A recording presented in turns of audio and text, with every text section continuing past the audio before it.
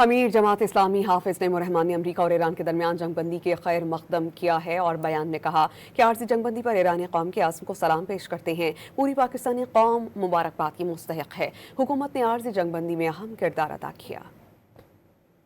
جنگ بندی کا اور عارضی ہی صحیح جنگ بندی کا معاہدہ ہوا ہے۔ ایرانی قوم، ان کی لیڈرشپ اور ان کی جو تصویراتی اسٹریٹجک جو ان کی سمجھ لیں کہ اقدامات تھے، ان کو ہم سراہتے ہیں اور پوری ایرانی قوم کو مبارکباد پیش کرتے ہیں۔ پاکستان نے اس میں بہت اہم رول ادا کیا ہے اور مبارکباد کے قابل ہے پاکستان کی پوری قوم بھی، اور بے شک اس معاملے میں حکومت نے بہت اہم کردار ادا کیا اور گلف میں جو سچویشن تھی اور جو ٹینشن تھی اس کو بھی نارملائز کیا، اور خاص طور پر سعودی عربیہ کے ساتھ اپنے ڈیفنس پیکٹ کو بھی سامنے رکھتے ہوئے معاملات کو بہتر بنایا، اور ایران اور سعودی عربیہ کے درمیان بھی تحمل اور بردباری اور صبر کی بنیادوں پر ایک دوسرے کو قریب لانے کی کوشش کی اور اس میں بہت بڑی کامیابی حاصل کی۔